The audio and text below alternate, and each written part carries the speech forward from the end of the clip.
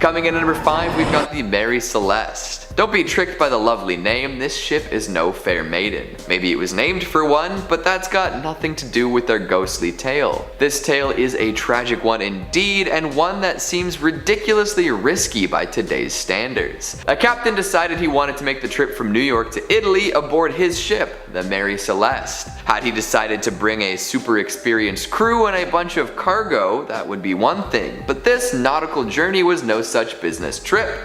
Instead, he decided to bring his wife, 2-year-old daughter, and a crew of 7. That's a small group of people for such an extensive journey, especially when bringing one's family along. But everyone boarded the ship regardless and headed out to sea. Their journey should have been about a month, but they never arrived in Italy.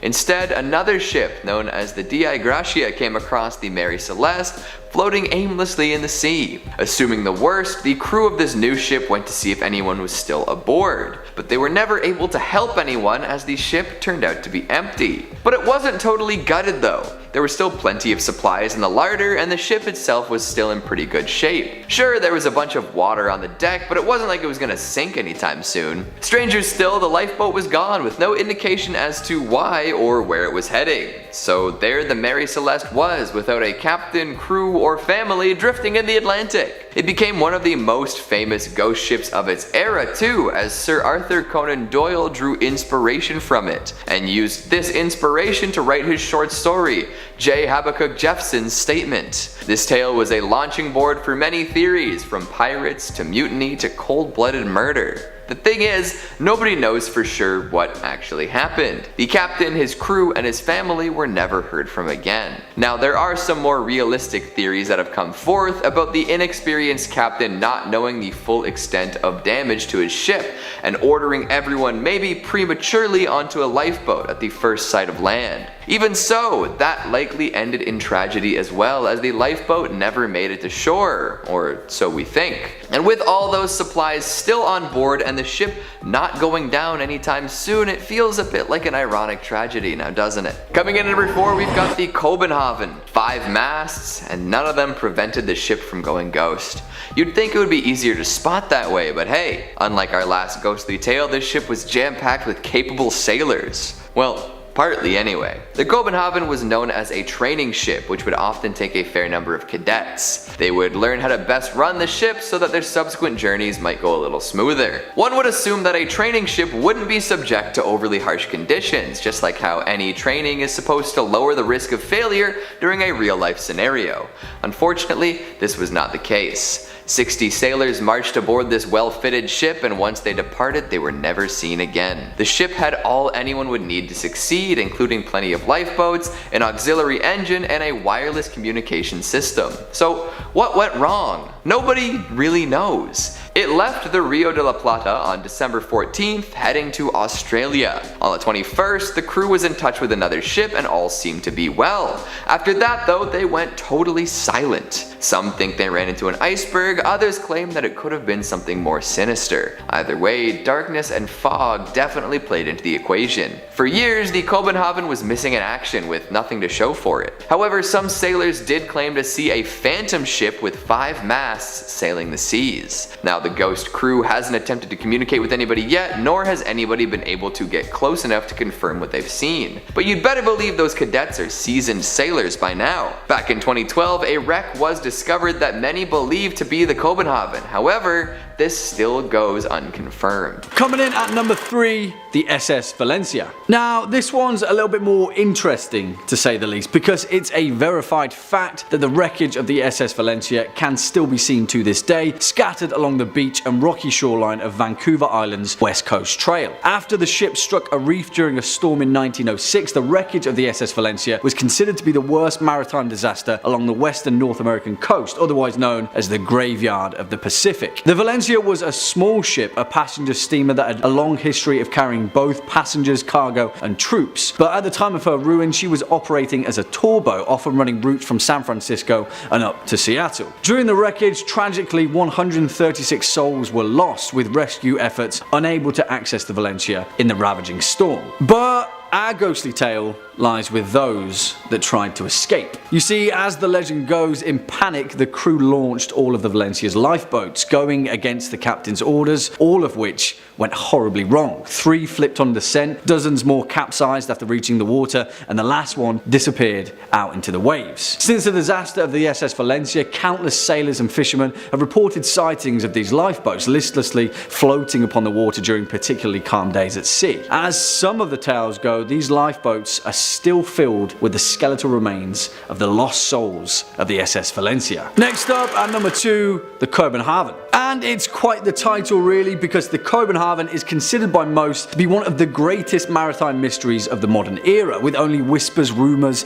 and speculation as to its ultimate fate. Built for the Danish East Asiatic Trading Company in 1921, it was the world's largest sailing ship at the time, and primarily served as a sail training vessel for young cadets. In the eyes of many, it was the most impressive sailing ship ever built. However, as the story goes, on September 21st, 1928, the Copenhagen departed from northern Jutland for Buenos Aires on its 10th and ultimately final voyage. A total of 75 people were aboard, and the journey was planned to span all the way to Melbourne, Australia, and then back to Europe. But tragically, as we know, it was never seen again. The thing was though, the captain of the ship, Hans Andersen, was renowned for going long periods at sea without sending any messages, and so it wasn't until nearly 6 months later that the Danish company sent a search party. No wreckage or remains have ever been found. However, following the next several years of the Copenhagen's disappearance, there were a number of highly reputable sightings of a 5-masted ship that fit perfectly its description. In July of 1930, the crew of an Argentine freighter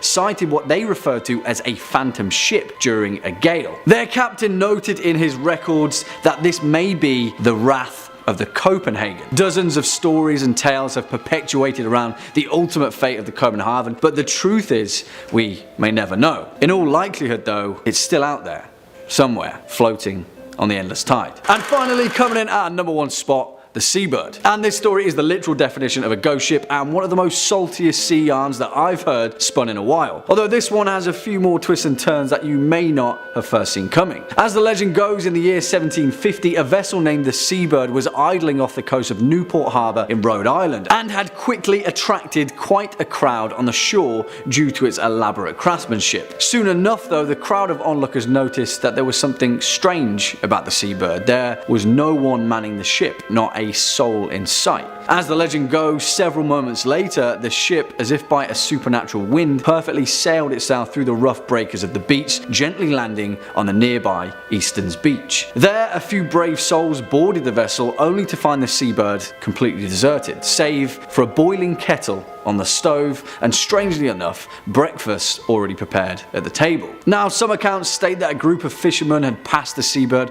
a few hours before and had even spoken to the captain themselves. Where had the crew gone? What had happened in the few hours that had passed since their last sighting? The truth of it is that no one may ever know, and such is the nature of ghostly tales from the sea. But, well, this is where things get a little stranger still, and take this final caveat with a pinch of sea salt. But as the legend goes, decades later, an old sailor reported to a New England journalist his deepest, darkest secret. In a fit of rage, he had murdered his entire crew just before making port, throwing their bodies into the ocean. And the name of that ship? Well, the Seabird, of course. Kicking off at number 5, the Kaliuche.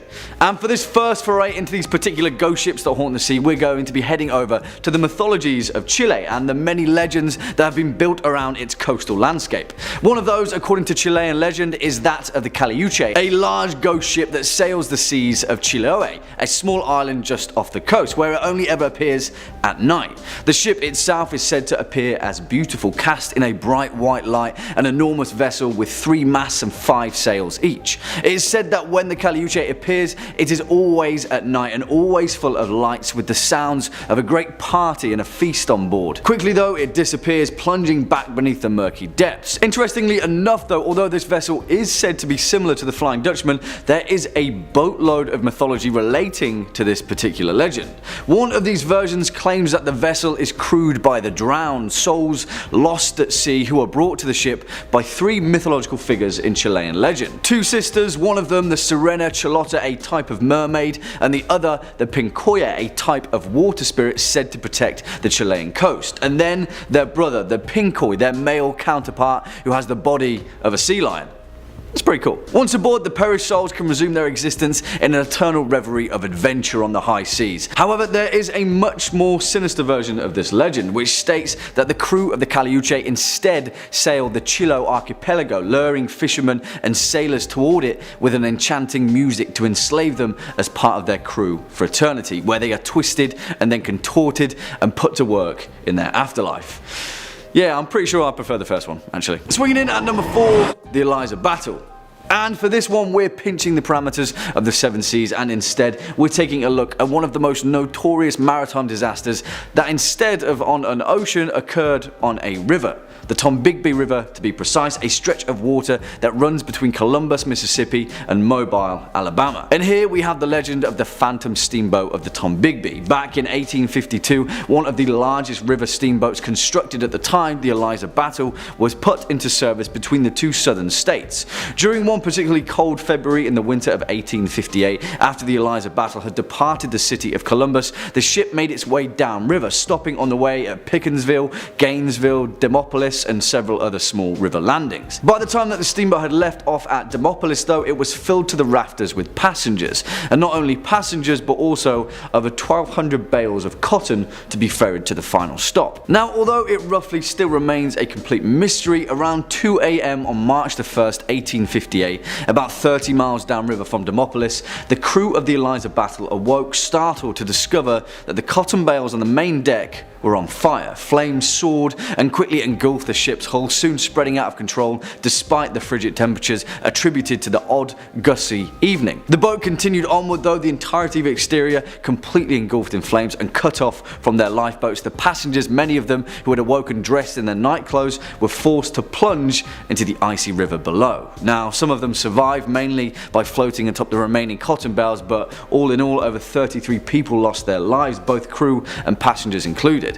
The Eliza Battle quickly sank beneath the water, the wreckage of which still lingers at the bottom of the Tombigbee River. It's said that on a particularly cold and windy night, the Eliza Battle will emerge from the icy fog engulfed in flames, once again a warning sign of an oncoming ill omen. Next up at number 3, the Mary Celeste, which in fact may very well be the world's most infamous ghost ship, as well as one of the longest enduring mysteries of the Seven Seas. Built in Spencer's Island, Nova Scotia in 1861 and launched under the new name of the Mary Celeste in 1868, this merchant brigantine sailed uneventfully across the Atlantic for years as a seaworthy, efficient vessel. It wasn't until her fateful voyage in 1872 where the true ghostly legend began, which has since gathered theories that vary from submarine earthquakes, water spouts, an attack by a giant squid, and even paranormal intervention. No one will truly know the ultimate fate of the Mary Celeste, with every single soul on board never being seen or heard from again, which is a terrifying thought in itself, isn't it? The Mary Celeste was discovered adrift and deserted just off the coast of the Azores Islands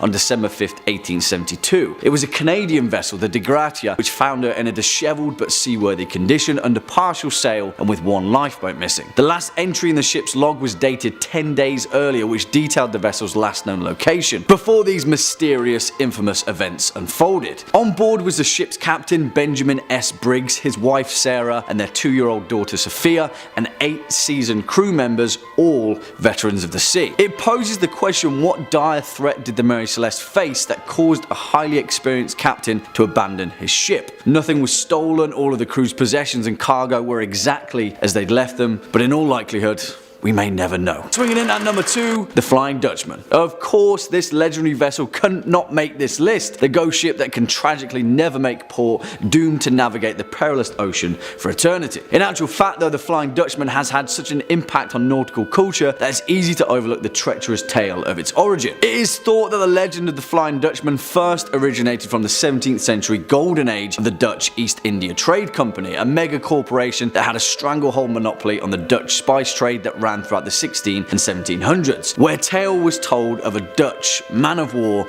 that was lost just off the Cape of Good Hope. Purportedly, every soul on board perished after being ravaged by a violent tempest. The following few days, numerous other trading ships reported seeing a ghostly, ethereal vessel out in the foggy mist of the ocean, flying the exact same colours as the Dutch vessel. Since then, the Flying Dutchman has gathered notoriety as the worst omen you could ever hope for of a phantom ship that heralds the demise of an entire crew, with sightings continuing all the way into the 19th and 20th centuries. In fact, perhaps the most recognised sighting was by King George V himself during a 3-year voyage in 1881 just off the coast of Australia. He noted in his personal log that 13 people had seen the same glowing Flying Dutchman in the early hours of the morning, and later in the day the ordinary crewman who had spotted the vessel fell from the foremast and, in his words, was smashed to atoms. It's a little bit worrying, that one, eh? And finally, our number one spot, the Orang Medan. And where do we even begin with the bizarre, perplexing legend of the Orang Medan, perhaps the most terrifyingly unexplainable instances of a ghostly shipwreck in history? But, well, the leading physical theory of the Orang Medan may be even more horrifying than it first appears. As the legend goes, at some time in June 1947, an American vessel by the name of the Silver Star picked up several distress calls from a nearby Dutch merchant ship, the Orang Medan. A radio operator aboard the troubled vessel sent a message in Morse code. In rushed, confused dots and dashes, it read, "We float. All officers, including the captain, dead in chart room and on the bridge. Probably whole of crew dead." And then a few moments later, after even more confused dots and frantic dashes, 2 words came through very clearly. "I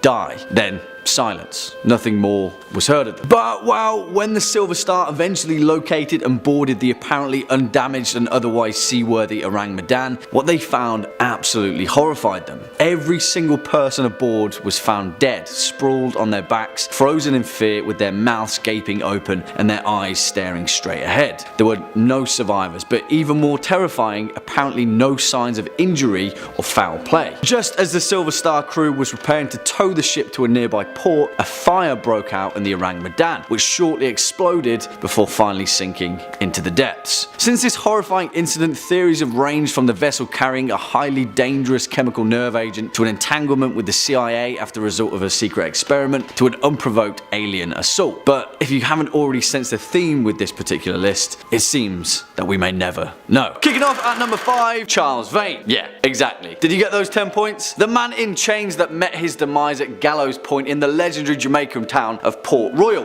way back in 1721. Charles Vane in many ways was perhaps the archetypal pirate. He seized opportunity wherever it presented itself, and more so than many of the more respectful buccaneers, Charles Vane was an incredibly violent and bloodthirsty individual. He was believed to have been born sometime in 1680 in the then Kingdom of England before finding his way to the Bahamas as a young man, where his piratical career began. By 1717, Charles Vane had become such a successful privateer that his machinations led him to being one of the most prolific leaders in the newly founded Republic of Pirates in Nassau, alongside the likes of Calico Jack Rackham, Stede Bonnet and Sam Bellamy. From here, Charles Vane ravaged his way across the Bahamian waters in his fleet of pirate vessels, the Lark, the Ranger and the Catherine. He became feared by sailors alike for his cutthroat cruelty, often torturing sailors from the ships he captures just for the sake of it. Things didn't end too well for old Charlie though, because by February 1719, Vane and his pirate fleet were caught in a storm off the Bay Islands, and his reckless decision making forced his crew to mutiny, where they marooned him on an uncharted island in classic pirate fashion. Here he was picked up by a passing British ship, recognised as the wanted criminal that he was, and finally met his end after being brought to Port Royal, where he was tried and hanged for piracy in March 1721. Coming in at number 4, Bartholomew Roberts. Barty Roberts, perhaps the most successful pirate in terms of amassed wealth in the whole of the golden age of piracy. Born John Roberts on the 17th of May 1682 near Pembrokeshire in Wales, he would eventually go down in history under the nom de plume Black Bar, although that particular title was never used during his lifetime. It is often debated as to whether Roberts was born a peasant or into a family of wealth, but nevertheless he took to the seven seas at the ripe old age of just 13, where eventually he worked his way up to the rank of second mate on the slave ship Princess for the East India Company. And while this is where things got a little bit interesting for Barty Roberts, as the Princess was besieged by a fleet of pirates led by Captain Harold Davis and later captured. The pirates offered the crew two choices: die or become a pirate. Turns out Captain Davis and Roberts got on like a house on fire. They were both Welsh and conversed often in their native tongue, and although he was reluctant to become a pirate, he soon saw the advantages of the liberty and freedom that came with it. In fact, following Captain Davis's death at the hands of a Portuguese ambush, the crew later elected Roberts as their new captain, despite only being a pirate for a few weeks. Thus began one of the most successful careers in piracy ever seen, as his crew's loyalty and admiration for Roberts began to grow alongside his fearsome reputation and expert seamanship. In total, Bartholomew Roberts captured over 400 ships in his career and amassed nearly 500 vessels in his pirate fleet. His raids led him from Brazil and South America to the west coast of Canada and eventually Africa. Ultimately, Roberts was killed in battle near Cape Lopez, his death shocking the Royal Navy and the pirate world alike. But before his body could be captured, his crew fulfilled his final wish: burial at sea, wrapped in his ship's sail. His remains were never found. Coming in number 3, we've got the Wind Waker's ghost ship. Now we're back to some total fiction. In the most seafaring of the Legend of Zelda games, of course there's going to be a mysterious ghost ship to discover. Many folks looking back on their gaming experience recall this encounter with trepidation. It was freaky to find a ghastly vessel in what seemed to be a relatively cheerful game, especially when you couldn't actually interact with the ship without a specific chart. It would coast around the ocean, moving from place to place based on the position of the moon. Sailing at night became more of a thrill once you knew a ghost ship could cross your path. Worse yet, if you did have the appropriate chart and made it on board, you'd be greeted with plenty of skulls and a few enemies, which tells the tale of a very unfortunate crew if you ask me. Thankfully, there is treasure to be found on this ship, and once you open it, the entire ship will disappear, with a really creepy laugh to boot. Unbeknownst to the treasure seeker, they'll end up unconscious on their boat afterwards. How'd they get there? Who did those skulls belong to? Where did the boat go? All good questions, but not all of them have good answers. Ask around and you'll just hear tales of terror. Apparently the person who put the ghost ship chart together died shortly afterwards, so you can't even ask for more details. Oh well, that's life. Or afterlife. Coming in number 2, we've got the SS Edmund Fitzgerald. How does that old tune go again? A favorite of dads and policy majors everywhere. Well, we're not here to discuss Gordon Lightfoot, although it is a quality segue into this topic. We're here to talk about the largest ship to ever sink on one of the Great Lakes. This monolithic masterwork full of ore was famous for playing music all the time, which would entertain those along the shores when it passed through. However, it did meet a grim fate, and the story is still quite well known today. During a pretty routine trip, a hefty storm brewed. The captain was aware of this and sent some messages relaying the issues, but never a distress signal. However, that might have been helpful, as during the voyage that ship sank and all 29 crew members perished. To this day, no bodies have been recovered. Nobody knows exactly what happened to the Edmund Fitzgerald. After years of examination and theorizing, many potential factors could have come into play. Some say that it may have been swamped, others claim it could have suffered structural failure or even been shoaled. Regardless of the actual problem, no reports from the ship itself materialized, so it's possible we'll never know. And finally, at number 1, we've got the Flying Dutchman. Anyone else have their first experience with this ghostly tale through SpongeBob SquarePants? Only 90s kids remember, am I right?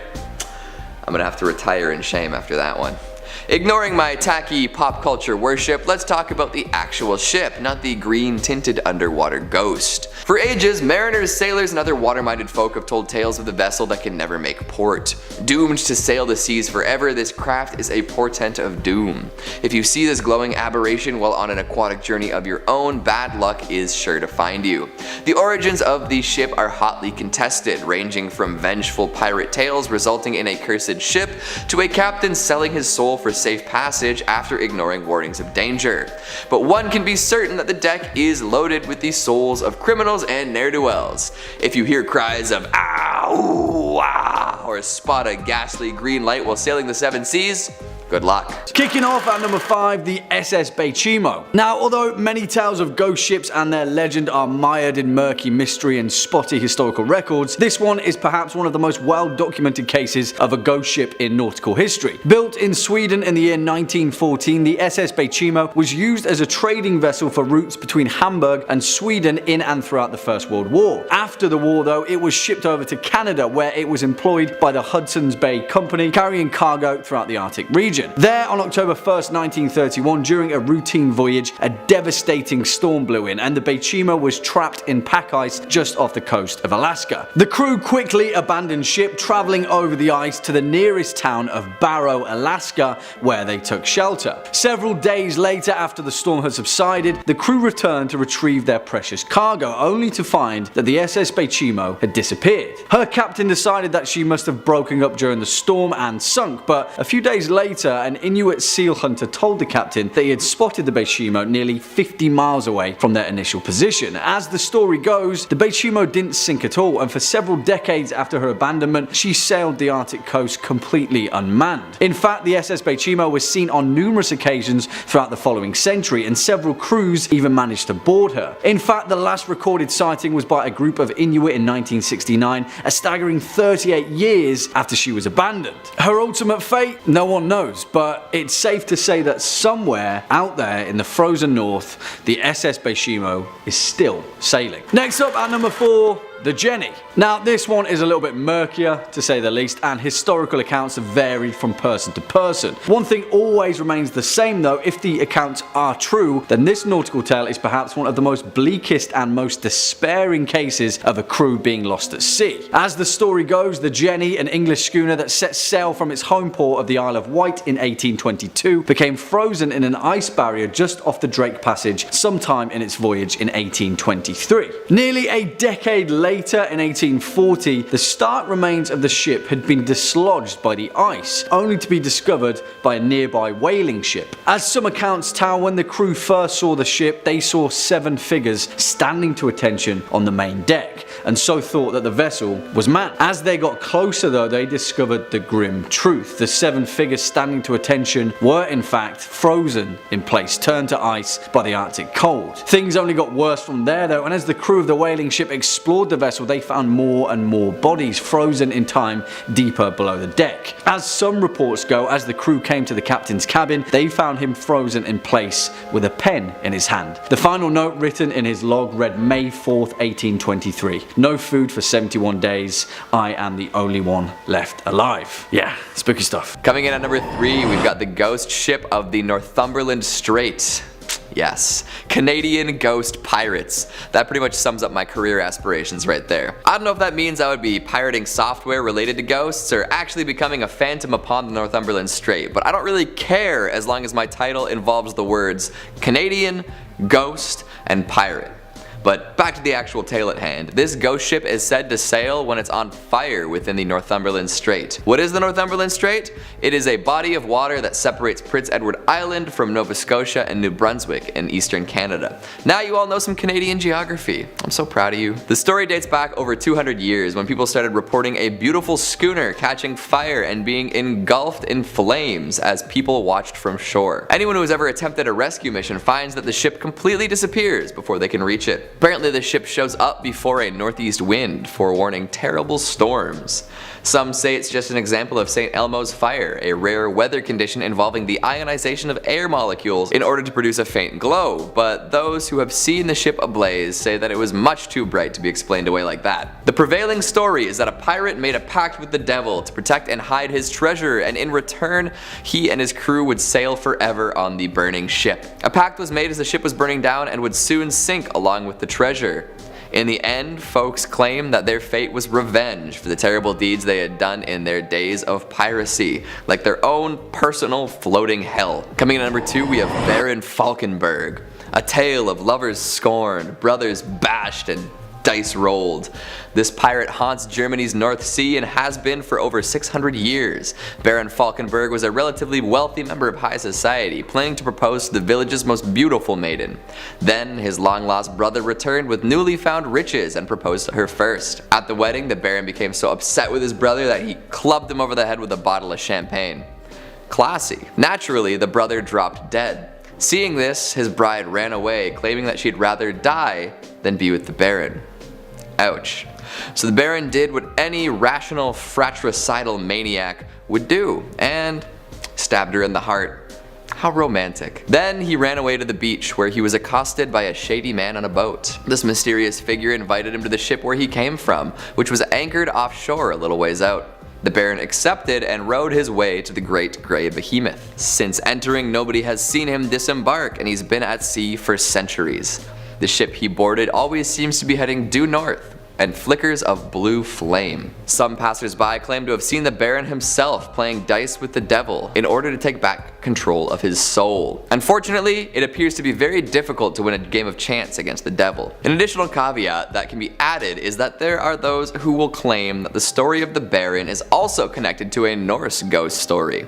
The story tells the tale of a Viking sea captain who stole a magic ring from the gods. As punishment for his crimes, he was turned into a living skeleton covered in fire, condemned to spend the rest of eternity affixed to the mast of a ghostly longship. Whether the two stories are about the same ship, it's hard to say. However, I think we can all agree that a flaming skeleton pirate is pretty badass. And finally at number 1, we have the Flying Dutchman. We saved the most well known for last. The legendary ghost ship is said to glow with ghostly light as it sails the 7 seas. It will attempt to send messages to land or to people long dead if hailed. Unfortunately, nobody really wants to hail this ship, as the sight of it is seen to be a portent of doom. Like most ghostly ships, the Dutchman can never make port and is doomed to sail the oceans forever. It's theorized that the spectral seafarer had been rounding the treacherous Cape of Good Hope when it encountered a sudden storm. The hatches were battened down and the captain swore he would push right through come hell or high water, and it turns out a little bit of both were on the menu. For his recklessness with his ship and crew, the captain was divinely punished. He was condemned to sail the seas for eternity, serving as a warning to other mariners of bad weather and the cost of hubris. Sightings of the Dutchman have been reported since the 18th century, with many notable scallywags and scurvy dogs laying eyes on the ghastly vessel. Even Prince George of Wales described seeing a ship glowing with a strange light. If you see a ship with skeletons dancing in the rigging, steer clear. It might look like fun, but the captain will try to lure other vessels onto the rocks to ensure nobody else can pass the cape. Sheesh. Remind me not to take a long sailing trip. Kicking off at number 5, the Kaz 2, which perhaps is one of the most terrifying modern instances of the term ghost ship and one of the most profoundly tragic unsolved mysteries of the deep blue sea. The Kaz 2, which was publicly dubbed the Ghost Yacht, was a 9.8 meter catamaran which was found drifting listlessly 88 nautical miles off the northeastern coast of Australia on the 20th of April 2007. The 3 men aboard, who were all residents of Perth in Western Australia, were all incredibly experienced sailors. They were 56-year-old Derek Batten and brothers Peter Tunstall and James Tunstall, who were 69 and 63 respectively. Their whereabouts still remains a mystery to this day, and the fate of these 3 men perhaps may never be known. What made it even stranger is that when the Kaz 2 was eventually found by the Coast Guard, there were no signs of distress, no signs of boat damage, or even a struggle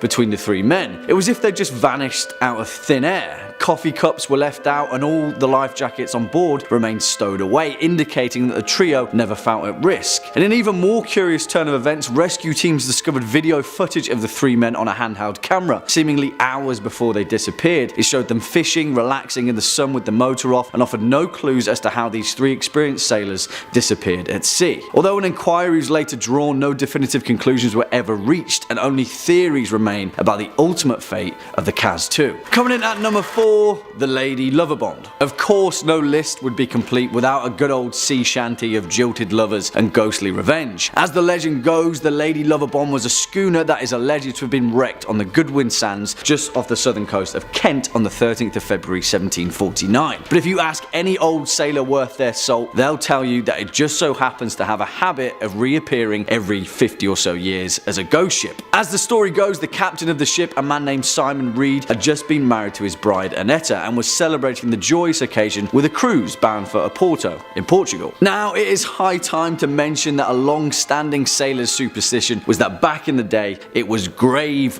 bad luck to bring a woman on board, and in many ways, the legend of the Lady Lovibond is a cautionary tale that exemplifies that fact. According to the tale, the ship's first mate, a man named John Rivers, was a rival for the hand of the captain's young wife, and in a jealous fit of rage, he killed the crewman manning the ship's wheel and steered the vessel into the treacherous Goodwin Sands, killing absolutely everyone on board. And if you're asking me, that is a stark overreaction. But nevertheless, since that fateful day in 1749, the Lady Lovibond has been sighted on numerous occasions with an ethereal, ghostly glow, eternally bound to wander the ocean. Number 3.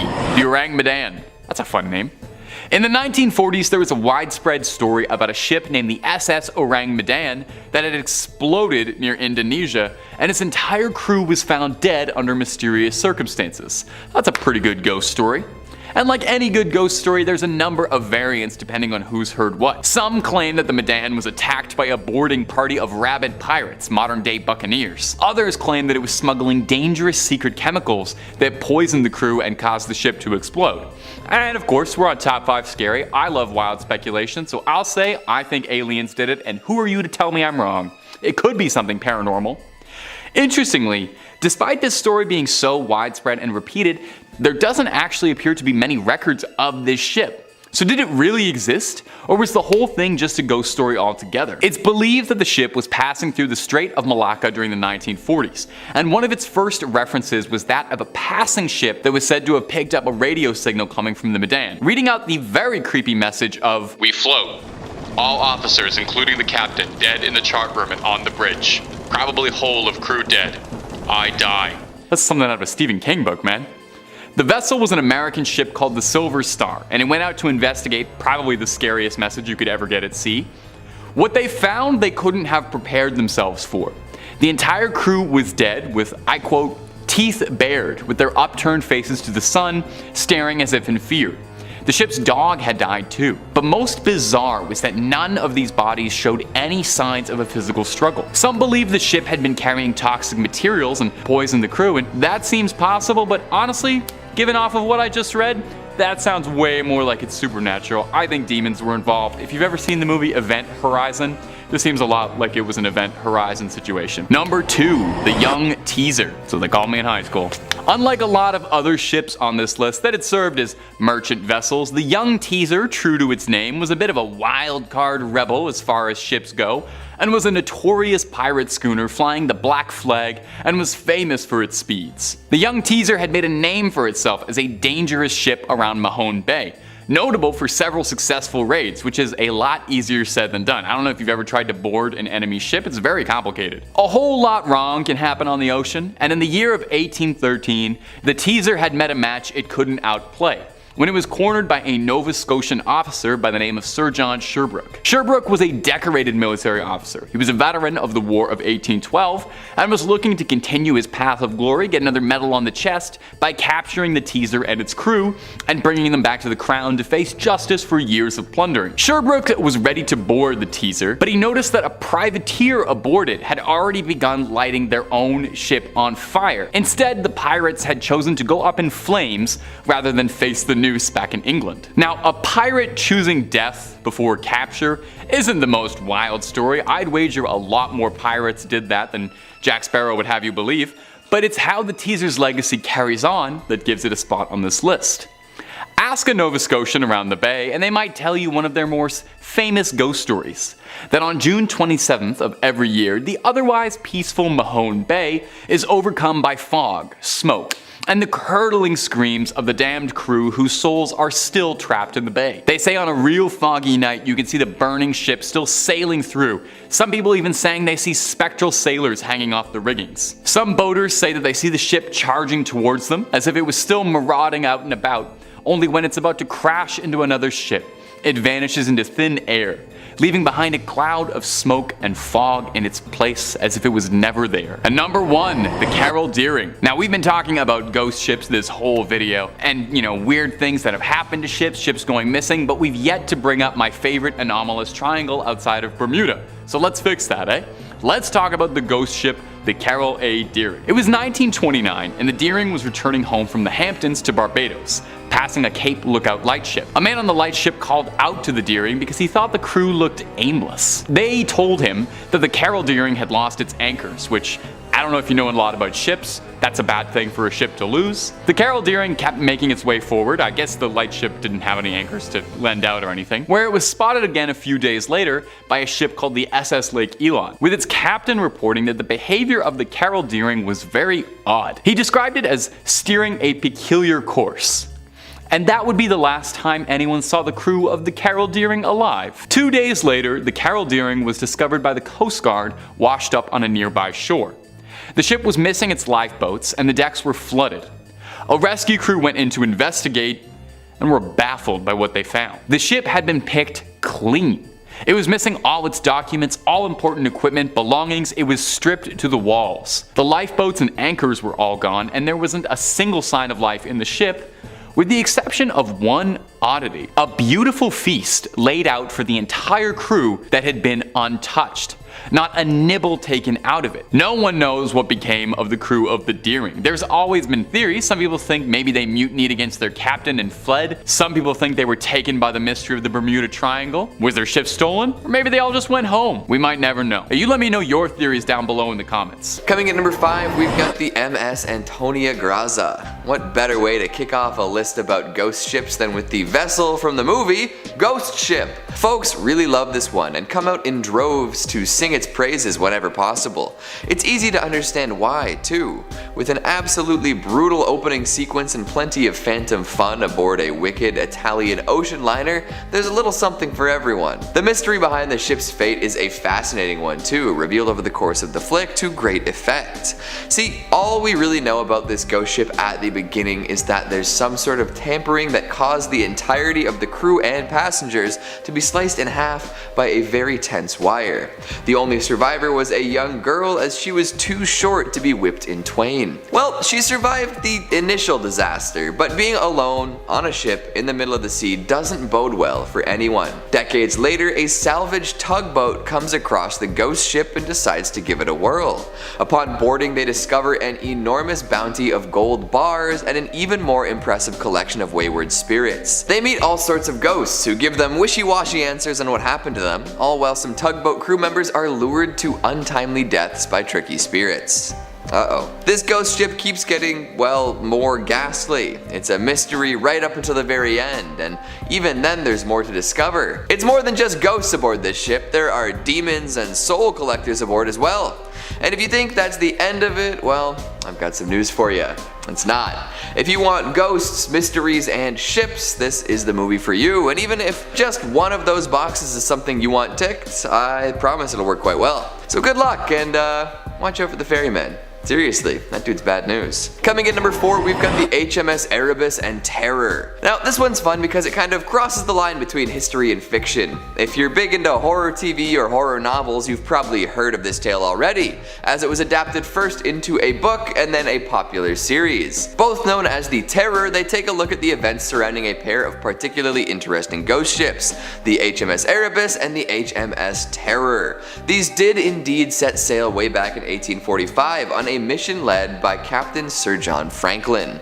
They were meant to explore the last unnavigated bits of the Northwest Passage to see if there was anything to be learned from the magnetic data up there. Unfortunately, both ships became trapped in ice in what one day would be Nunavut. Not ideal, right? Well, some theorize that the deadly cold and lack of supplies were only the beginning of the sailors' problems. There are many possibilities and variables when you put over 100 men on a couple of ships stuck in a frozen wasteland, and for many years, nobody truly knew what their fates were. After being icebound for more than a year, the ships were abandoned. It's said that Franklin and many others had already died by that point. With that knowledge, the rest of the crew, including Francis Crozier and James Fitzjames, went out in search of land. They were never heard from again. More than a century and a half later, both wrecks were discovered and they're both regularly explored and studied. But what happened when the ships were stuck? Why did the crews wait so long before striking out for land? Were there really no other options? In The Terror, a terrifying monster is introduced to keep the plot tense and exciting. Could such a creature really have appeared? Elements like madness and cannibalism are also introduced in the fictional retelling of this wreck, which seems like they could have played a part in the real-life tragedy. Still, the tales from the ships are just as chilling now as they've ever been, and the fates of all those who abandoned the ships at the end are still a mystery. Did they freeze and fall beneath the surface? Were they discovered by Arctic predators? Maybe they were taken in by nearby tribes, never to return to their previous lives.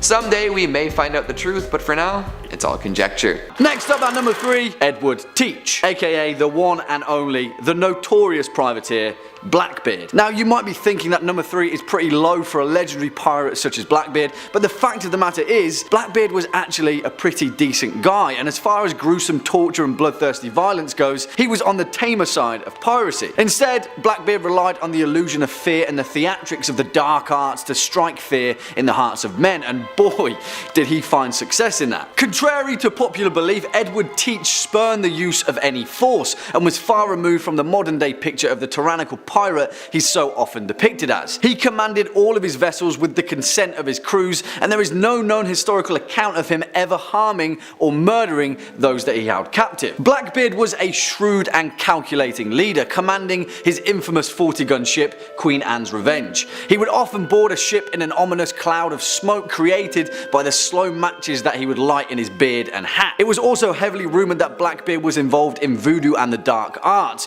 but it's also highly likely that it was a rumour started by Blackbeard himself. You see, the terrifying legacy of Blackbeard is down to the mystery that he permeated. In all likelihood, we will never know his true name, as Edward Teach is often believed to be a pseudonym alongside the many other names that are associated with him. Nevertheless, that was the point of his notoriety, and seemingly he became one of the most iconic pirates in history while still being a pretty decent dude. Nice one, Blackbeard. Swinging in now at number 2, Ching Shih. And where do we even begin? Because when it comes to pirates, Ching Shih is without a doubt the most successful pirate in history. Commanding the largest pirate crew ever assembled, the Red Flag Fleet, 300 ships consisting of anywhere between 20,000 and 40,000 pirates that ravaged and plundered the seven seas for over a decade. And still, she died in her own bed as a free woman at the age of 70 after retiring and running a successful casino in southern China. Born in 1775, she became a Cantonese prostitute working in a floating brothel in Guangzhou. In 1801, she married the notorious pirate Cheng Yi, and following his death, she utilized her shrewd opportunism to gain control of his fleet. From then on, Ching Shih ruled the oceans with an iron fist, beheading anyone who stepped out of line and ruling over her Red Flag Fleet with a strict pirate's code that often resulted in cruel and violent punishments for any broken rule. The thing is though, despite her tyrannical punishments, it worked to a startling efficiency, allowing the widow of Cheng to ultimately rule over tens of thousands of pirates. Her ability to coordinate such a large pirate fleet pitted her against entire navies, and she often skirmished against the British, the Chinese and the Portuguese, plundering and reaving with ease by sheer numbers alone. In fact, she was such an iconic pirate that after her eventual capture, the Chinese government granted her a pardon, and in her later years she served as a military advisor when battling against the British Army in the First Opium War of 1839. Her success as a pirate is completely unrivaled, and her legacy alone remains an extraordinary feat of history. And finally, coming in at our number 1 spot, Ned Low. Because whilst Ching Shih is without a doubt the most successful pirate in history, our number 1 spot is reserved for perhaps the most cruel. Edward Low, otherwise known as Ned, was actually only active as a pirate for 3 short years, but during that time he committed some of the most violent and heinous acts ever seen throughout the golden age of piracy. Born into poverty in the year 1690 in Westminster, London, Ned became a thief and a pickpocket at an early age. After a taste for crime as a young man, he soon caught a ship bound for the New World, where he briefly settled in Boston, Massachusetts. After his wife died in childbirth, Ned decided to take out his rage as a pirate, and thus began one of the most bloodthirsty reigns in piracy. Ned Low preferred to maintain a small fleet of 3 or 4 ships, and during his brief 3-year endeavour, Low and his crew captured over 100 ships, burning the vast majority of them after torturing and murdering their crewmen. During one particular pillage, fearing capture, the enemy ship's captain threw his loot overboard, abandoning it at sea. After discovering what he'd done, Low sliced off the captain's lips with a dagger, then cooked them in a frying pan and forced the captain to eat them. He made a man eat his own lips. And then he massacred the entire crew and burned the ship to cinders. The thing is, little is written about Ned Low because he was such a force of cruelty and hatred. In the words of Sir Arthur Conan Doyle, Ned Low was a savage and desperate man, a man of amazing and grotesque brutality. Unlike the romanticized notions of the likes of Blackbeard and Captain Roberts, Ned Low was a true psychopath who saw the opportunity of piracy to satiate not just his criminal endeavors, but the darkness of his own soul. The true meaning of a dread pirate. Skull and crossbones and all. Starting us off at number 5, we have Yellow Jack. We're gonna set sail on a weird one to start us off. If you're a flag enthusiast, you might see the ending of this one coming from a mile away, but we'll get there in a minute. So the legend of Yellow Jack starts upon a spice and gold-filled ship preparing to leave the Indies and head back home. The crew was accounted for, the cargo was secure, the captain was feeling nice. Then, at the last second, a mysterious figure asked if they had room for one more. Feeling pretty good about their haul, they welcomed this extra pair of helping hands on board.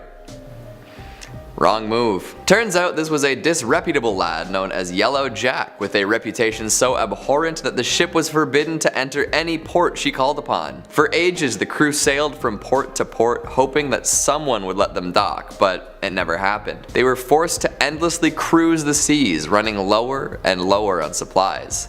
Patience too. Eventually the crew went mad and committed mutiny before they all murdered each other. Some say the ship is still sailing, the ghosts of these sea-locked sailors manning the helm. Someday they may find a port that will take them and they will finally be able to rest. In the meantime, they will sail the seas, infecting other ships with the same madness that Yellow Jack caused. Now this is a spooky, ghostly story in its own right, but it could also be a reference to a different ship killer at the time. Disease. The Yellow Jack is a flag flown by ships infected with plague, cholera, and other nasty, fast-spreading diseases. So Yellow Jack itself could be a metaphor for disease, and ports weren't letting them in because of quarantine procedures. Absolutely fascinating, and it would also make a killer movie. A pirate quarantine body horror. Think The Thing meets Wreck meets Pirates of the Caribbean. Oh damn. Coming in at number 4, we have the Kaliuche, a Chilean ship sailing around an island known for its terrible storms. Shining white sides, 3 masts with 5 sails, blood red. The ship sails independent of any human input. Sure, there's a ghost crew, but the Kaliuche is known for being sentient. The ship has a mind of its own, it'll glide along the water at incredible speeds, and is able to submerge and continue navigating underwater, similar to the famous Flying Dutchman. When it passes, folks say you can hear the crew cackling for a brief moment. It's a ship known for the merriment of its ghostly crew. They throw parties often and hop around on one leg. The folks on board often only have one leg because the other is folded behind their back, similar to another Chilean mythological entity. To top off their strange looks and mannerisms, some crew members have backwards faces, terrifying all who lay eyes upon them. Some say the Kaliuche is manned by sailors, both dead and alive, dragged from the depths and snagged off passing ships. Another legend says that the ship is piloted by the souls of the drowned, brought aboard by water spirits and granted the gift of life in exchange for their servitude. Not so sure that's a good deal, you know, life eternal, but you'll always be on a stinky ship. Maybe the parties are just that sick. Merchants who trade with Kaliuche supposedly become very wealthy afterwards, and anyone who has laid eyes upon it wears a crooked smile forever. Again, interesting deal. Lots of money, crooked smile. I guess you could afford a dentist and some plastic surgery at that point. Coming in at number 3, we've got the tale of the Jenny. Now the tales I've told up until this point have been mysterious indeed. The fates of the folks on board are up in the air and may never be fully explained. The story of the Jenny is just as mysterious, especially because it's been contested by a few folks, but the fate of the crew, if you believe the story, is more cut and dry, or should I say, frozen and wet. In this unsubstantiated story of oceanic horror, the crew of a ship named Hope came across what appeared to be a ship in pretty good shape. From a distance, there appeared to be crew members working on the deck. This struck the crew of the Hope as a little strange, as the Jenny had been missing for many years. When they got closer, it all started making sense though. The men they had seen atop the ship were indeed still there, but not alive. Each one was frozen solid, met with a frigid end. Yikes. Things got worse when the captain of the Hope decided to check out the inside of the ship, where he found more frozen corpses. The Jenny's captain was discovered frozen to a chair with a journal nearby. The final entry in his log read, "No food for 71 days. I am the only one left alive." That one sentence carries all sorts of latent horror, with images of more than 2 months without food in a horrible frozen environment. One has to wonder if any crewmates became food for the survivors, and what life must have been like as Hope faded by the day. Coming in number 2, we've got the Baron Falkenberg. Here's a general rule for life. Don't kill your brother and his bride. If you can't abide by that, maybe you deserve to be carted out to a ghost ship and doomed to roam the waters until time immemorial. The good Baron was unable to follow this seemingly simple rule and ended up in a less than savory position. The story goes like this. One day, after being missing for quite a while, Baron Falkenberg's brother returned home. Folks were quite pleased with his return, and the brother proposed marriage to a lovely young maiden the Baron himself was interested in. At their wedding feast, the Baron lost his temper and cracked his sibling over the head with a bottle, killing him. The bride-to-be was terrified and ran off, but the Baron pursued her to confess his love. This didn't go over very well, and the woman told the Baron that she'd rather be dead than be with him. A very literal man, the Baron interpreted this dramatic retort as a request, and he stabbed her. Realizing the grave mistake he'd made, the Baron fled to the beach, where he found a man with a dinghy waiting. This man told the Baron that the captain was waiting for him and rowed out to a much larger ship off the shore. From there, the Baron boarded the ship, and for the past half a millennium, he's remained on board. This ship always seems to be heading north, flickering with blue flame and filled with skeletal sailors. And finally, at number 1, we've got the Palatine. Forget the Block Island sound, we're talking about the Block Island light. If you ever find yourself around Rhode Island between Christmas and New Year's, take a look across the water at night. It's said you might see an old ship blazing against the darkness. There are many stories about where this ship came from, and none have been officially confirmed. Some say that the crew had come down with a terrible illness and the captain would not let them go to shore. Others say that folks from Rhode Island lured the ship to the shoals in order to take what they could from it, killing the remaining passengers. And then there's the alternate version where the locals actually rescued the folks on board and nursed them back to health. So why is the ship on fire in the ghostly apparitions then? Well, apparently a woman was left on the island by the ship and eventually came to be known as a witch. She got her revenge on the vessel by imagining it on fire and cursing it for leaving her alone. This idea became more popular, and now the story involves a flaming ship. Number 5, the Mary Celeste. Our first entry on the list of ghost ships today is the story of the Mary Celeste, a ghost ship where the crew abandoned it for a reason no one knows. In 1872, the captain, one Benjamin Briggs, cast off out of New York's docks to travel to Italy. On board were the captain, his wife, their young daughter, and a small crew of 8 seasoned sailors coming with them. The voyage seemed like a success until it was found by another ship, the Del Gratia. The crew of the Del Gratia approached the Celeste since it was barreling forward at full speed and full sail without anybody manning the crew. So the Del Gratia boarded it to investigate and found more questions than they had before, as there was barely a sign of life. If they hadn't found it freely floating, they would have assumed the ship had just been built. There was a little bit of water in the hold and a lifeboat was missing, but other than that, the ship was fully intact. The hull undamaged, the hold replete with food and water and other supplies. So what happened? Why would the captain and the crew abandon a perfectly serviceable, well-stocked ship, especially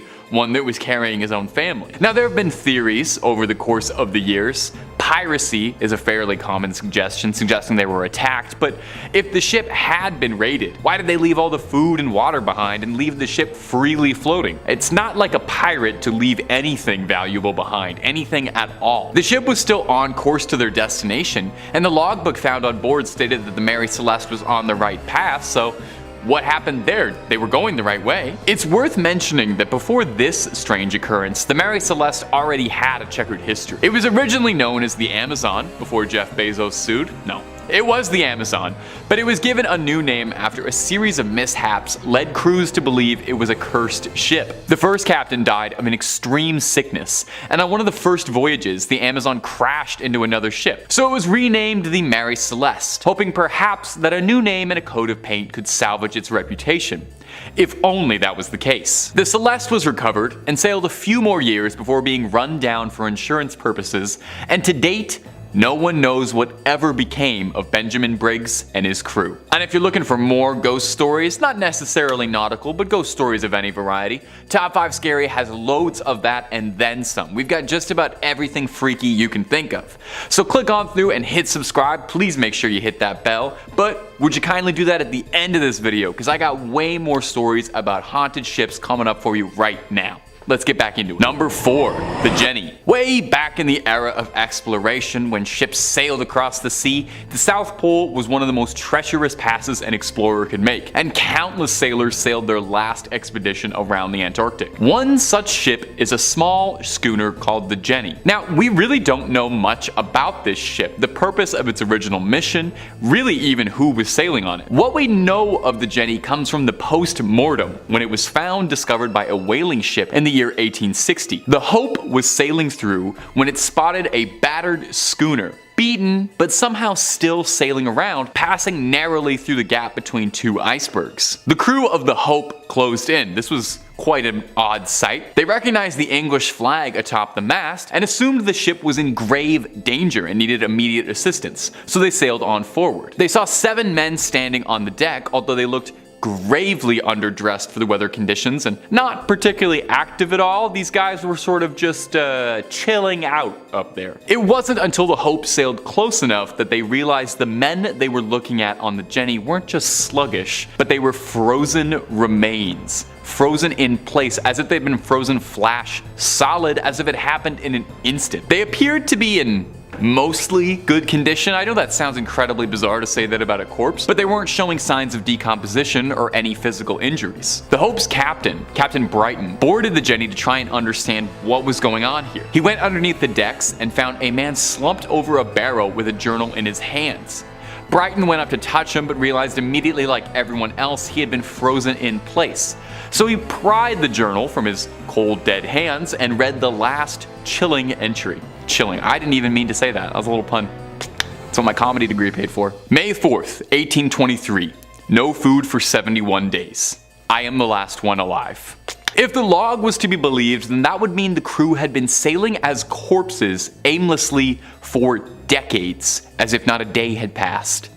Captain Brighton took the journal home with him to return one day.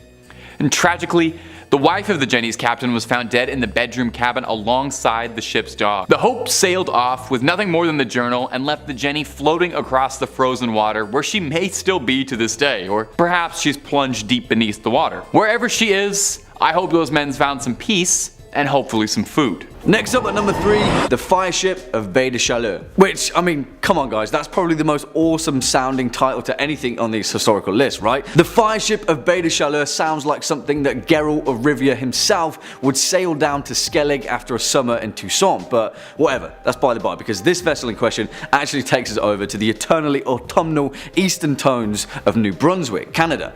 Now, the Fireship of Bay Chaleur is also more commonly referred to as the Chaleur Phantom or the Phantom Ship, and it often takes the form of a series of ghost lights just before a storm, appearing as a large 3-mast galley.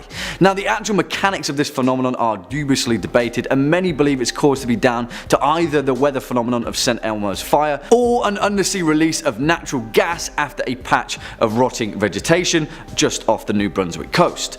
I mean, that's a completely different story entirely, but what we're concerned with is the actual origin of the fireship, the history of which is equal parts tragic and gruesome. As the legend goes, back in 1501, a Portuguese captain had spent a year pillaging the coast of Baie Chaleur, capturing Mi'kmaq natives for the slave trade. However, his cutthroat agenda was miscalculated, as a year later, when he returned to the region on his second voyage, he was captured, tortured and killed by the Mi'kmaq people in revenge for their kidnapped tribesmen.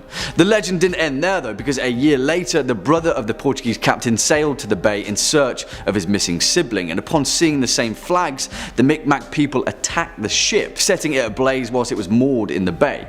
Cut off, burning, and with certain death facing them, the sailors swore to haunt the bay for 1,000 years as their blazing fireship sank into the Baie Chaleur. Now, whilst later both Mi'kmaq and Portuguese casualties washed up on the shores of the island, the bay itself is said to be haunted by those that perished, often appearing as distraught sailors and warriors, their flesh burnt by the fireship. Swinging in at number 2, the Princess Augusta. And on the topic of ghostly phenomenon, this particular apparition is perhaps one of the most well documented ghost ships of the 18th century, although the actual history behind it is shrouded in intrigue. Although the folklore account of this particular vessel is based upon the historical wreck of the Princess Augusta, a ship that sailed out of Rotterdam in August 1738 under the command of Captain George Long, in more modern records it is commonly referred to as the Palatine, where the Palatine Light, the apparition in question, famously gets its name. And the reason for that is down to the nature of the ship. Alongside 14 of his crew, Captain Long's directive was to transport 240 German immigrants from the Palatinate region of the Rhineland to build a new life for themselves in Philadelphia. However, we know that this is the tale of a ghost ship, and from the offset, their vessel was afflicted with some terribly tragic luck. Not long after passing through the Atlantic, the Princess Augusta's water supply was contaminated, causing a fever and flux to spread through the ship, killing 200 of its passengers, half the crew, and the captain himself. The ship's first mate, Andrew Brooke, quickly took command as the survivors leapt out of the frying pan and into the fire, getting hit by severe storms that pushed the ship far off course to the north. They then endured 3 months of extreme weather and dwindling supplies, when eventually they emerged shipwrecked in Block Island, not far from Rhode Island. Here the tale splits, but one thing is certain: Andrew Brooke, the first mate and commanding captain, took what remained of his crew and rowed ashore without once looking back at the cursed ship. It is said that some of the passengers survived, aided by the Block Islanders, but little to nothing is known about those that survived the entire voyage. As the legend goes, the Princess Augusta was set alight from the coast in the dead of night, pushed out to sea to burn and then disappear.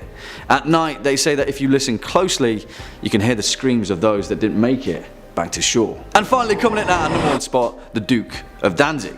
And for our most terrifying ghost ship on this list, of course it has to be a brutal and bloodthirsty pirate ship, a privateer that plundered her way across the Caribbean, notoriously in the name of her royal namesake, the Duke of Danzig. This ship's seafaring career was relatively quiet for the first few years of service, mainly acting as more of a letter of marque, a deterrent more so than a private man of war. However, her fate quickly changed after changing command and sailing under the French captain Francois Aregnadoux. Now, his intentions were to sail and plunder his way across the 7 seas, and plunder he did from Liverpool to Barbados, capturing and scuttling more ships than he could count on his way. However, despite being a vessel of the French Empire, strangely enough, sometime after late June 1812, the Duke of Danzig just disappeared, although there are several records catching a glimpse of her around Canada, but she was never seen again. After the last mention of her, it was thought that she'd been destroyed by a tropical cyclone or sunk in the night after an encounter with a British frigate. However, as the legend goes, that was not the last of the Duke of Danzig. After the golden age of piracy had been sated, a captain by the name of Napoleon Gallois relayed his records of a French frigate encountering the wreck of the Duke of Danzig drifting listlessly at sea. As his crew witnessed, the ship itself was covered from helm to hull in dried blood, and in staggered rows were the putrefying corpses of her crew, many of which were brutally crucified to the masts or the deck. Strangely enough, there were no signs that she had been in recent battle. In fact, despite the blood, she was pristine, no shot holes, and her sails and rigging intact. After searching the ship, Gallois' crew found a stack of blood-stained papers identifying the captain as the same Francois Aregnadoux. And then, as they left, the crew of the frigate set the brig ablaze, forever to be buried at sea, along with her mystery. Number 5, the Octavius. The Octavius became more than just a legend in 1775 when a whaling ship named the Herald found it aimlessly drifting off the coast of Greenland. The scary part? With all of its crew frozen dead by the Arctic cold's mist and winds. To add to the spookiness, the ship's captain was even found sitting at his desk with a logbook in front of him, finishing a log entry from 1762. The Octavius was a legendary 18th century ghost ship. According to the story, the 3-masted schooner was found west of Greenland, boarded as a derelict. The 5-man boarding party found the entire crew of 28 below deck, completely frozen solid, and almost perfectly preserved. The captain's body was supposedly slouched over the table in his cabin, pen in hand, with the captain's log in front of him. In his cabin, there were also the bodies of a woman and a boy covered with a blanket, and a sailor with a tinderbox in his hand trying to stay warm. The boarding party took only the captain's log before leaving the vessel, trying not to touch the remains or evidence of what possibly could have been the reason for the lost ship at sea. The last entry from the logbook was November 11th, 1762, which meant that the ship had been lost in the Arctic for 13 years. Can you imagine? 13 years of just traveling the Arctic, sailing slowly while frozen bodies lay still on board as a ghost ship? Yo, that's just like terrifying, okay? Like seeing a ghost ship sail up beside you from the fog, crystallized in frozen ice with the horrors that lay below the deck. Very sad, but also very scary, you know? Number 4, the SS Valencia. Side note, if you like what we do here, make sure you always Hulk smash that like button or throw a comment down below. It really helps the channel out. Let us know what other ghost ships you know of, and I'll check them out for a part 2 or maybe even a part 3. Speaking of more ghost ships, the SS Valencia is one of the creepier ship stories. Pulling up and finding a completely abandoned ship is scary enough. Those are people's lives lost. It's scary stuff. The SS Valencia was an American iron-hulled passenger steamer built for service in 1882 by William Cramp and Sons. It did many things. In 1897, the Valencia was attacked by a Spanish cruiser, Reina Mercedes, just off the Guantanamo Bay in Cuba. They tried to sink her, but nope. She was built strong, and she survived. A year later, she became a passenger liner for the US West Coast, where she served in the Spanish-American War as a troop ship during the conflict. Eventually, after her service, the Valencia was wrecked off of Cape Beale, the west coast of Vancouver Island, British Columbia, on January 22nd, 1906, as her sinking unfortunately took 100 passengers with her. Some classify the wreck of the Valencia as the worst maritime disaster in, quote, the graveyard of the Pacific, which is a famously known treacherous area off the southwest coast of Vancouver Island. That's a horrible nickname for a shallow area also, right? Like, the graveyard?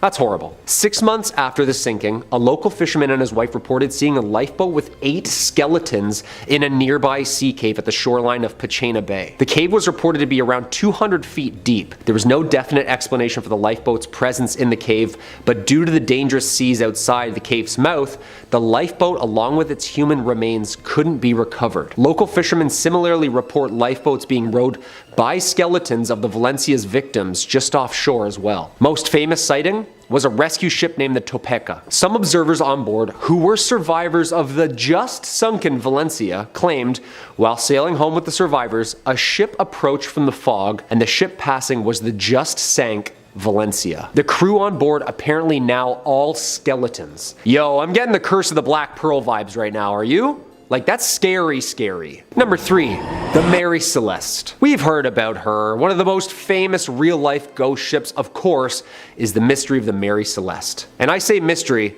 because it's still a mystery. She was found drifting slowly through the waters of the Atlantic Ocean in 1872, sailing completely unharmed and untouched with all its sails still up, the crew's personal belongings intact, and a cargo of more than 1,700 barrels of booze untouched. She set sail from New York City with more than 1,700 full barrels of alcohol destined for Italy for distribution. On board were 10 people, including Captain Briggs, his wife, and their daughter. Over the next 2 weeks, the ship encountered, well, something bizarre. 10 days later, the vessel was spotted by a British brig, De Gratia. The crew from that ship boarded the Mary Celeste and discovered it deserted. Yeah, no crew. Spooky. First thing I'm thinking is Bermuda Triangle. Always, always, always. Ghost ships, anything lost at sea, Bermuda Triangle, immediately. But apparently a British ship found the Mary Celeste on December 4th, 1872, near the Strait of Gibraltar. It's alright, so not the Bermuda Triangle then? No? Alright. Yeah, it couldn't have been pirates either, because apparently they like to drink stuff. It was apparently late reaching Italy, and this British ship went out looking for her, confused where she had gotten lost. The strangeness comes with the boarding. Below deck, things looked completely normal. Absolutely no signs of attack or struggle. The only things missing were one lifeboat and the captain's logbook, and most importantly, the entire crew. Theories of crew mutiny, weather phenomenons like giant water spouts, or even consumption of poisonous foods came into play. After passing Santa Maria Island, the Azores, on November 25th, 1872, there were no more entries. devoid of all crew, but strangely stocked to the nines with food and booze and all of the crew's personal belongings like jewelry and clothes. With no clear explanation, the Mary Celeste remains one of the most puzzling ghost ships around. They still have no idea what happened to those people. After the salvage hearings, Mary Celeste continued in service under new owners, but in 1885, her captain deliberately wrecked her off the coast of Haiti as part of an attempted insurance fraud. Number 2. Lady Lovibond. A ghostly story of lust, love, jealousy, and rage. The dark history of this haunted love boat. In 1748, the day before Valentine's Day, it was set to sail as a celebration of the ship's captain's wedding. On February 13th, 1748, the ship contained by the newly married Simon Peel was carrying his new wife Annetta and their wedding guests from London to Oporto, Portugal. Unknown to the captain, his first mate Rivers was also in love with Annetta, and in a fit of insane jealousy, seized the helm after murdering the helmsman and deliberately steered the ship towards the Goodwin Sands, where it ran aground, cracking the ship in half and unfortunately drowning everybody on board. And there, the story might have ended, had it not been witnessed for all the claims to have seen the ghostly ship appear every 50 years. Some of them even passing close enough to hear the sounds of celebration. Apparently on the 13th of February, the Edenbridge spots Lady Lovibond's ship exactly 50 years later. It was reported seen by ship captain James Westlake, and according to his testimony, he almost collided with the ship before he could finally turn the steering wheel to avoid the collision. Dude, close call, just shows up out of nowhere? Like what? He also recorded in his logbook the ship was headed straight for the Goodwin Sands. Other sightings have been reported at 50-year intervals, except for 1984 when the ship failed to materialize. 1798, 1848, 1898, and 1948 witnessed this ship's sightseeings. Even some boats sent out rescuers, assuming that it was in distress or lost at sea, but later it could never be found. Yo, a tale as old as time, huh? Jealousy, that'll do it. Yep, always does. And number 1, the Flying Dutchman. In all maritime folklore, this ghost ship has left quite an impact like no other. It's the ghost ship, the oldest one in the book. Well, maybe not the oldest, but definitely the most prolific and well known. The Pirates of the Caribbean, the Dead Man's Chest, is literally the story of this. The legend, Vanderdecken, the captain, is on his way towards the East Indies with the confidence and determination. He tried to steer his ship through the horrid weather conditions of the Cape of the Good Hope, but failed miserably. Even after, of course, vowing to drift until his own demise, you see, he apparently signed a little deal with you-know-who. He swore that he would succeed through the perils of waves even if he had to sail until his judgment day. The devil apparently heard his oath and took him up on it, and now the Dutchman is condemned to stay at sea forever. Legend says that since then, they have been cursed to sail the oceans for eternity. To this day, hundreds of fishermen and sailors from the deep sea have claimed to have even witnessed the Flying Dutchman, continuing its never-ending voyage across never-ending waters. The most famous sightings, I would say, is that of Prince George V of Wales. He was on a 3-year voyage in 1880 with his older brother Prince Albert of Wales and their tutor. The prince's log records say the following for the pre-dawn hours of July 11th, 1881 near Australia. Quote, 4 a.m. The Flying Dutchman crossed our bows. A strange red light as a phantom ship glow, which lights the masts, spars, and sails of a brig 200 yards distant as she came up on the port bow, but on arriving there was no vestige or nor any sign whatever of a material ship. Seen right away to the horizon, 13 persons altogether saw her. That's a prince writing, so yeah, that's pretty good source material, I'd say. This is horrific. Imagine a ghost ship faded by red light pulling up towards your ship in the middle of the night, then just cruises on by. Yeah, that'd be the end of me, for sure.